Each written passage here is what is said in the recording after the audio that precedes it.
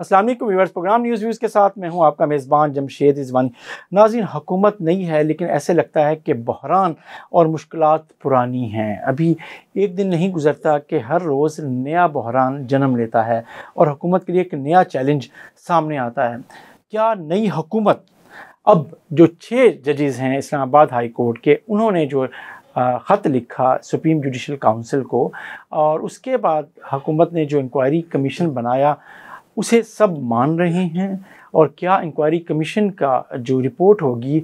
वो जल्द से जल्द सामने आ भी जाएगी या नहीं, यही हमारे आज के प्रोग्राम का मौजू है। हमें ज्वाइन कर रहे हैं खालिद बेग साहब, जो सीनियर तजज़ियाकार हैं, उनसे बात होती रहती है। आज इस मौजू पर उनसे बात करें। अस्सलाम वालेकुम खालिद साहब। जी वालेकुम। खालिद साहब, हमारे मुल्तान के retired chief justice of Pakistan तसद्दुक हुसैन जिलानी साहब उस इंक्वायरी कमीशन के सरबराह हैं जो वफाकी काबीना ने बनाया है, और मामला वही इस्लामाबाद हाई कोर्ट के 6 जजेस का ख़त है जो एग्जेक्टिव पे इल्ज़ामात आयद किए गए उसके हवाले से। आप सबसे पहले तो ये बताएं, जो हमने पहले बात की कि हुकूमत रोज़ाना एक नए बहरान का और एक नई मुश्किल का सामना करती है, ये कभी कम भी होगी या नहीं होगी? देखिए जी, जो सूरत हाल नज़र आ रही है उससे तो यही लगता है कि ये बहरान दर बहरान ये बढ़ते चले जाएंगे। उसकी वजह ये है कि हम चाहते ही नहीं कि हमारे मुल्क में सियासी इस्तेकाम आए, और अगर सियासी इस्तेकाम आएगा तो फिर साफ ज़रा मुआशी इस्तेकाम भी आएगा। आपने ये जजेस के हवाले से जो बात की, इसका सबसे तारीख तरीन पहलू जो है वो ये है कि इसकी वजह से बाकायदा हमारे इलेक्ट्रॉनिक मीडिया पे हमारे हसास अदारों का मीडिया ट्रायल शुरू हो। सोशल मीडिया पे भी, सोशल मीडिया पे तो है ही ना। देखिए, सोशल मीडिया पे तो वो कुछ आ रहा है अल्लाह मान के, जिसे ऐसे लगता है, जिसे सुन के कि जैसे खुदा न खास्ता जो है पता नहीं क्या होने वाला है। उसमें तो सोशल मीडिया पे तो हमारा एटमी असासे भी बाकायदा यूएनओ के हवाले किए जा चुके हैं या अमेरिका के हवाले किए जा चुके हैं। मतलब एक गज़ब खुदा का इस तरह का प्रोपेगेंडा करते हुए अगले सोचते ही नहीं कि हम क्या पब्लिक को मैसेज दे रहे हैं, या लोग उनमें से अगर उसको यकीन करते हैं तो उसके असरात क्या होंगे। लेकिन जो हमारे हसास अदारों का मीडिया ट्रायल है, ये इन हालात में हो रहा है कि जिसमें पाकिस्तान के बाकी दाएं बाएं हालात बड़े संगीन हैं। यूक्रेन रूस की जंग है, वो ख़त्म होने की नहीं आ रही। फिर अभी जो खबरें आ रही हैं कि बाकायदा वहाँ पे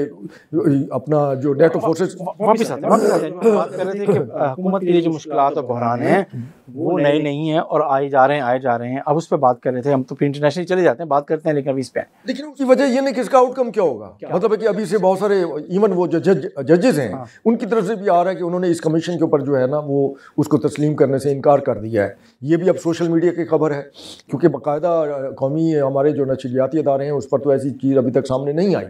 लेकिन सोशल मीडिया पे जिस तरीके से कहा जा रहा है, फिर हमारे टीवी चैनल्स जो हैं वो खबर दे रहे हैं कि कोई 300 से ज़्यादा जो नामवर वकला है उन्होंने बाकायदा सुप्रीम कोर्ट का ख़त लिख दिया है कि वो सुप्रीम कोर्ट आज खुद नोटिस ले इस पूरी कार्रवाई का। अब सूरत हाल ये है कि ये वो पेंडोरा बॉक्स है जो खोल दिया गया है, जिसका कोई एंड नहीं है। इसके अंदर से जब आप चीज़ें निकालते चले जाएंगे तो फिर साफ ज़ाहिर है 2018 में यही सारे इल्ज़ामात जो अब हमारे ये अपना 6 मुअज़्ज़ज़ जज साहबान हाई कोर्ट के जो हैं अपने इस्लामाबाद हाई कोर्ट के, उन्होंने लगाया। तो इस तरह की इल्ज़ाम तराशी जो है वो तो बाकायदा नवाज़ शरीफ और उनकी साहबजादी आजकल जो वज़ीर आला हैं वो भी लगाती रही हैं, और इसके अलावा जो है शहबाज शरीफ साहब भी लगाते रहे हैं। और इसमें कोई शक भी नहीं है कि उन्होंने बार बार टीवी चैनल्स पर आकर इस तरह की बातें की। और फिर अब पिछले दिनों आपने सुना होगा कि जिस तरीके से हमारे जो वज़ीर दिफा है ख्वाजा आसिफ साहब, उन्होंने मुतालबा किया है, टीवी चैनल्स पर बैठ कर कहा है कि ये मेरी ज़ाती राय है कि पिछले साहब का जो आर्मी चीफ है जनरल बाजवा और DGI जो है जनरल फैज़, उनको पार्लियामेंट में बुलाया जाए। देखिए ना, ये चाहे जो भी मकसद था, मतलब उसमें बहरहाल उनको अगर बाद में एहसास हो भी गया, लेकिन एक पब्लिक के अंदर तो ये मैसेज दे दिया गया ना। तो ये कब तक जो है हमारा जो मीडिया है और हमारे जो सियासतदान हैं वो इस तरीके से हमारे हसास अदारों का मीडिया ट्रायल जो है वो करते चले जाएंगे। ये बहुत पुराना एक न्यूज़ वीक में एक आर्टिकल था जिसमें मेरे ख्याल है कि ये शायद आज से 20-25 साल पहले की बात है कि पाकिस्तान के अंदर ज़रूरत इस बात की है कि हर वक्त 2-3 मौजूद जो हैं वो ज़िंदा रहने चाहिए, अलाइव रहने चाहिए। जिसमें क्या था, उसमें यह था कि पाकिस्तान की फ़ौज, पाकिस्तान का अहम तरीन खुफिया अदारा ISI और पाकिस्तान का न्यूक्लियर प्रोग्राम। अब ज़रूरत इस बात की थी कि पूरी दुनिया को ये एहसास दिलाते रहा करें कि ये तीनों अदारे जो हैं वो आलमी अमन के लिए जो है वो ठीक नहीं है या उसके ख़िलाफ़ हैं। तो ये प्रोपेगेंडा जो था ये बड़ा अर्सा चलता रहा, ये बाकायदा जो जितना अर्सा फिर वो इंटरनेशनल बीच में आलमी चीज़ें आ जाती हैं कि अफ़गानिस्तान में जितना अर्सा नेटो फोर्सेस रहे और वहाँ अफ़गान तालिबान उसके ख़िलाफ़ मुज़ाहमत करते रहे, तो प्रोपेगेंडा उस वक्त भी पाक फ़ौज के ख़िलाफ़ किया जाता था, पाकिस्तान के हसास अदारों के ख़िलाफ़ किया जाता था। बलूचिस्तान की सूरत हाल देख लें, वहाँ भी यही सूरत हाल है और ऐसे ऐसे रकीक किस्म के इल्ज़ाम लगाए जा रहे हैं। कितने साल पुराना आर्टिकल होगा ये मेरे ख्याल है कि उस वक्त ये सिलसिला शुरू हो चुका था जिस वक्त ये आपके अपना 9/11 हुआ था बड़ा मारूफ, और उसी अरसे के बाद 20 साल बाद ज़्यादा हो गए, 20 से तो ज़्यादा हो गए ना। ओके हम वापस आते हैं। लेकिन इस वक्त इस लम्हे में आप बात करें ना, फ़ौज ज़ेर बहस है, ISI ज़ेर बहस है, न्यूक्लियर प्रोग्राम आपने अभी बात की सोशल मीडिया पे ज़ेर बहस है। तो जो आप जो बात करें कि अगर पाकिस्तान के ये जो 3 इदारे या 3 अहम मामलात जो ये इदारे चला रहे हैं, चीज़ें कर रहे हैं, उसको हाईलाइट रखना उस वक्त अगर 20-22 साल पहले भी सोचा जा रहा था, तो उसके ऊपर इम्प्लीमेंटेशन तो अब भी हो रहा है, और चीज़ें हो रही हैं, और उसमें हमारी सियासी जमातें, हमारे सियासी रहनुमा चाहे वो कोई भी हों, वो भी उसका हिस्सा है ना। हाँ तो बिल्कुल है, मैं यही बात कर रहा हूँ ना। अभी आप देख लीजिए इल्ज़ामात जो है, इल्ज़ामात की सियासत क्या है, और ऐसे ऐसे संगीन इल्ज़ामात हैं आपके सामने। जिस तरीके से PTI के बानी जो हैं उनके हवाले से उनकी जो अपना बेगम है बुशरा बीबी जो है, उन्होंने इल्ज़ाम लगाया कि उसको जेल के अंदर शहद में जहर मिला कर दिया जा रहा है। मतलब ये बड़ा संगीन इल्ज़ाम, नज़रबंदी के दौरान घर पे या जो भी है, इस तरह के इल्ज़ामात अभी भी लग रहे हैं। अच्छा, अब आप खुद सोचिए कि जब इस तरह का इल्ज़ाम लगाया जाएगा और जिसका कोई सैर पैर नहीं होगा और उसके ऊपर फिर कोई तादीबी कार्रवाई भी सामने नहीं आएगी, हुकूमत की तरफ से वजाहत भी सामने नहीं आएगी, तो इसका मतलब है कि वो इल्ज़ाम तो फिर वो वही है ना, हसासदारों की तरफ। तो फिर ये इसका क्या उसका नतीजा निकलेगा। फिर उसके बाद देख ले जो PTI की कुछ ख़वातीन जो कैद हैं उनके बारे में प्रोपेगेंडा आपके सामने है कि उनके रेप की खबरें उड़ाई गई। ठीक है, अच्छा ये नहीं सोचा गया कि यार हम एक अपनी पाकिस्तान की शहरी जो ख़वातीन है, ठीक है, जेल में है, उनके ऊपर अदारों के ऊपर इल्ज़ाम लगा रहे हैं कि वो उनकी उस जिनसी हरासमेंट में मुलव्वस है, तो उन ख़वातीन के मुस्तकबिल का क्या होगा। उन फैमिली, वो जो फैमिलीज़ हैं जो उनके ताल्लुकदार हैं, उनके वालिदैन हैं, उनके भाई बंद हैं, ठीक है, उन पे क्या गुजरेगी। और ख़ास तौर पर इस तरह के इल्ज़ामात, वो ख़वातीन सावधान रिहा तो हो जाना है, कोई खुदा न खास्ता उन्होंने वो कोई कत्ल नहीं किए हुए या कोई डकैतियाँ नहीं की हुई, एक उन्होंने एक ऐसा सब कुछ जो भी है ना, ये सब सियासत है ना, सियासत ही है। और सियासत के हवाले से हर कोई अपनी अपनी पॉपुलैरिटी को, अपने अपने स्टांस को, अपने बयानिए को आगे बढ़ाना चाहता है और बढ़ा रहे हैं, और उनको ये सूट करता है। इस वक्त जो अपोजिशन है उसको ये सूट करता है, इसलिए वो हर मामले में। लेकिन अगर हर अपोजिशन, हर दौर की अपोजिशन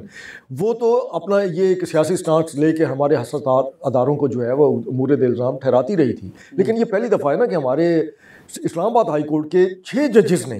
ये बराह रास्त ख़त लिख दिया है। ठीक है जी, वो जो ख़त लिखा है, हम चाहे उसको इस तरह के रंग दे रहे हैं कि उन्होंने इंतज़ामिया के ख़िलाफ़ लिखा है या हुकूमत के ख़िलाफ़ लिखा है, ठीक है, जो सोशल मीडिया पर भी तासर दिया जा रहा है और TV चैनल पर तबसरा निगार भी उसका ये तासर दे रहे हैं। लेकिन अगर ख़त के मुद्दजात अगर आप पढ़ें तो वो तो बराह रास्त जो है वो इल्ज़ाम उन्होंने लगा दिया है अपने हसास अदारों पर। और जिस वक्त आप हसास इदारों पे इस तरह के इल्ज़ामात लगाएंगे तो फिर साफ ज़रे पब्लिक के अंदर अपने हसास इदारों के खिलाफ तहफ़्फ़ुज़ात पैदा होना एक फितरी सी बात है। अच्छा, इसके ऊपर क्योंकि अब आप उसकी हम डिटेल पे जा रहे हैं तो उसके ऊपर एक जो काउंटर आर्गूमेंट्स हैं और या आर्गूमेंट्स हैं उसके ऊपर हल्का सा जो इश्यूज चल रहे हैं हम उसके ऊपर हल्का सा टच करते हुए गुजरते हैं। देखें, वो ये कह रहे हैं जो इस हुकूमत में जो शामिल लोग हैं वो अगरचे बराह रास्त ऑन रिकॉर्ड नहीं कह रहे हैं, लेकिन ऑफ द रिकॉर्ड जो चीज़ें सामने आ रही हैं या उनके हुकूमत के बयानिए को या हुकूमत को जो सपोर्ट करते नज़र आते हैं उनके मीडिया पर फेसेस या उनके तर्जुमान, वो ये कहते हैं कि अगर इन जजेस और इतने प्रोफाइल जजेस ने पिछले 1 साल 2 साल या 3 साल के दौरान कुछ विटनेस किया था तो उन्होंने जिस केस के बारे में और जिन दिनों वो जो केस सुन रहे थे उन दिनों उन केसेस के बारे में उन्होंने ये बात अपनी ही कोर्ट में पॉइंट आउट क्यों नहीं की। नंबर 1 उनका ख्याल ये है। वो दूसरा ये कहें कि जब आपने खुद बाख्तियार हैं तो आप किसी भी केस के हवाले से अगर कोई बंदा किसी भी तरीके से आपको अप्रोच करा है तो आपको उस अदालत में या उस केस से रेलिवेंटली आपको अनाउंस करना चाहिए था। आप उस केस से अलग होते या आप उस वक्त भी खुद कर सकते थे, नोटिस ले सकते थे, आप खुद भी कॉन्टेम्प्ट ऑफ कोर्ट के हवाले से आप इनिशिएट कर सकते थे, लेकिन उन्होंने नहीं किया। वो ये कह रहे हैं कि आपने जो ये है कि सारे मामले को फिर आपने ख़त लिखा है सुप्रीम जुडिशल काउंसिल को, वो ख़त पहले बाहर कैसे आया? सुप्रीम जुडिशल का लिखा हुआ ख़त एक सर्विंग जजेस लीक कैसे हो गया, और पहले मीडिया कैसे, और जो एंटी गवर्नमेंट चीज़ मीडिया पर्सन्स के पास पहले कैसे आया चीज़ें। तो इसलिए उसको जब एक सियासी तौर पे देखा जा रहा है कि यार इसका मकसद कोई पॉलिटिकल है, किसने इसके पॉलिटिकल गेन्स हासिल किए हैं, तो फिर इस केस को भी वैसे ही टैकल किया गया है। इसमें इसका हदफ कौन है, और क्या जो है अदालती इस्टेब्लिशमेंट को हदफ किया गया है, क्या हुकूमत को हदफ किया गया है, या पाकिस्तान की रियल इस्टेब्लिशमेंट को हदफ किया गया है, ये चीज़ें तो ये एक खुद है। तो ये कोई पेचीदा मामला है, कोई आसान बात नहीं है। तो इसलिए जब एक मामला है तो उसी को कानूनी अंदाज में देखा गया, और फिर कैबिनेट से अप्रूव करके एक आपको उस इंक्वायरी को इंक्वायरी एक्ट के तहत जो है वो कमीशन तश्कील दिया गया। उसके मुताबिक जो ऐसे चीफ जस्टिस जो साबिक हैं, रिटायर्ड हैं, और वो हैं, उनको किया गया है। और अभी मैं देख रहा था कि बहुत सी बार्स और बहुत सी कानून माहिरीन कवानीन की जो लॉयर्स की नुमाइंदा तंजीमें हैं, उनकी अक्सरियत ने इस कमीशन को तस्लीम किया और चीज़ें की हैं। कुछ हैं ज़ाहिर, कुछ वकला और PTI की हमायत याफ्ता जो बार्स हैं वो इसको थोड़ा और अंदाज में देख रही हैं कि इसको ओपन कोर्ट में समाअत की जाए और चीज़ें की जाएँ।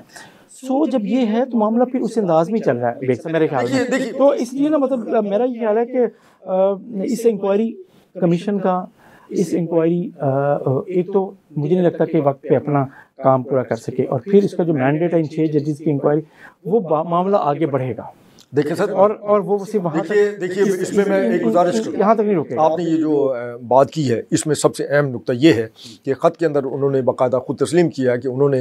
जो साबिक चीफ जस्टिस सुप्रीम कोर्ट थे उनके सामने भी ये मामला रखा था। अब जो साबिक चीफ जस्टिस बंदियाल साहब थे उनके ऊपर तो इल्ज़ाम था कि वो PTI के हमायती हैं, उसके ऊपर तो मौजूदा आज वक्त जो उनके ऊपर बात भी नहीं आ रही, उनके ऊपर कोई बात ही नहीं, कार्रवाई क्यों नहीं की, उन्होंने कोई बात नहीं की। अच्छा, उन्होंने इसके ऊपर कार्रवाई क्यों नहीं की? ठीक है, उसके ऊपर तो आज की जो हुकूमत के अंदर जितनी इत्तेहादी जमातें हैं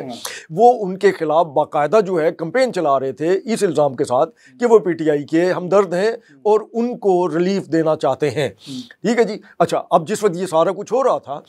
तो फिर उन्होंने कहा, जैसे आपने ये अभी खुद फरमाया कि उन्होंने कोई कार्रवाई क्यों नहीं की, इसका मतलब है कि शायद उनको भी अंदाज़ा था कि ये जो कुछ कहा गया है तो ये इसमें सियासत हो रही है जो सुप्रीम कोर्ट के अंदर भी एक ग्रुपिंग हो चुकी है। इसमें हमें तस्लीम करना पड़ेगा कि सुप्रीम कोर्ट जैसे बाकी पूरी सोसाइटी के अंदर जो है वो तकसीम है, इस वक्त हम सब तकसीम शुदा हैं, तो सुप्रीम कोर्ट की अदालतों में भी, हमारी हाई कोर्ट की अदालतों के अंदर भी जो मुअज़्ज़ज़ जज साहबान हैं, चूँकि हमारे बहरहाल वो एक शहरी तो है ना, उनकी फैमिलीज़ भी हैं, वो घर में बैठते होंगे, उनके बीवी बच्चे भी बात करते होंगे, इन्फ्लुएंस्ड हैं, तो उनके ऊपर भी जो है आखिर नज़र आ रहा है कि उनके अंदर भी तकसीम मौजूद है। और ये ख़त भी साबित करता है कि उनके अंदर एक बहुत बड़ी दरार और तकसीम जो है वो है, जो इस वक्त खुल के सामने आ गई है। लेकिन बात यह है कि जब तक अगर इसका कमीशन की रिपोर्ट अगर इसको डिले किया जाता है और इसकी रिपोर्ट जो है अगर उसमें क्या होता है, क्या तजावीज़ दी जाती हैं होंगी, तो तजावीज़ ही ना देखें ना, ये कमीशन जो है एक रिटायर्ड जो चीफ जस्टिस है, मेरा ख्याल है तयन भी करेगा जिम्मेदारी। देखिए वो तयन नहीं कर सकते उस कमीशन में, क्या देखना पड़ेगा ना उसके आर्टिकल जो बनाते हैं, उसका जो कंडक्ट बनाते हैं कि वो क्या उनको अख्तियारात दिए जाते हैं, अभी तो ये सामने नहीं आया ना, फिर तयन किया जा सकेगा कि क्या वो जो है फैसला कर सकते हैं कि हाँ ये तजावीज़ है और इस पर अमल दरामद किया जाए। ठीक है, लेकिन इस अरसे में जितना अरसा ये कमीशन जो है ये चलता रहेगा, क्या ये बंदियाल साहब को भी बुलाएंगे कि क्या आपके सामने ये सारे हक़ाइक़ रखे गए थे, या ख़त के अंदर ये सारी जो तफसील है ये गलत बयानी पर मबनी है, जो भी है, लेकिन तमाशा तो बन गया ना। लेकिन इस तमाशे में हमें सोचना चाहिए, हमारे मारूजी जो हालात हैं, मुल्क के अंदर अमन अमान है, जिस तरह से दहशतगर्द जो है दोबारा सर उठा रहे हैं मुख्तलिफ जगहों पे, और एक सिक्योरिटी का फिर से एक जो है ना मसला खड़ा हो रहा है, इन हालात में हमारे साथ जो हसास अदारे हैं उसमें चाहे वर्दी वाले हैं या बग़ैर वर्दी वाले हैं, उनका इस तरीके से मीडिया ट्रायल जो है वो किसी सूरत मुनासिब नहीं है। और ये भी तरीक़ाकार ऐसा है कि हमारे कुछ वकला ने, चाहे वो पीपल्स पार्टी की हमायत करने वाले हैं या दीगर हैं, वो ये कहते हैं, उन्होंने ये चीज़ भी सामने आई है कि जनाब सुप्रीम कोर्ट के जितने जजेस हैं वो सारे एक फुल कोर्ट बाकायदा बैठ के और पब्लिक के सामने खुलेआम जो है उसके ऊपर समाअत करें, ताकि एक मज़ीद जो है एक गन जो है वो उछाला जाए और अपने सर पर डाला जाए। अपने सर पर डालने वाली बात है ना, ये कोई पाकिस्तान की इज़्ज़त अफजाई नहीं की जा रही, ना ही पाकिस्तान की सलामती के लिए इससे हमें कोई फ़ायदा नजर आता। बहरहाल बेग साहब बहुत शुक्रिया, लेकिन एक चीज़ वो ये है कि हमारे यहाँ जो सियासी तकसीम है वो इस कदर गहरी हो गई है कि वो हमारी समाजी तकसीम और हमारी जो कानूनी हवाले से हमारे जो भी आइनी इदारे हैं, कानूनी इदारे हैं और हर जगह पर वो तकसीम बहुत नुमायाँ है और हर जगह पर वो नज़र भी आ रही है। 6 जजेस का ख़त और अदलिया से, आला अदलिया से और सुप्रीम जुडिशल काउंसिल से उसके हवाले से रब्ता करना, ये भी ख़ुद उस तकसीम का एक इजहार है जिसका हमने निशानदही कर रहे हैं। ये जो ऊँट है ये किस करवट बैठता है देखते हैं। इसके साथ ही नाज़रीन अपने मेज़बान जमशेद इज़वानी को इजाज़त दीजिए। अल्लाह हाफ़िज़।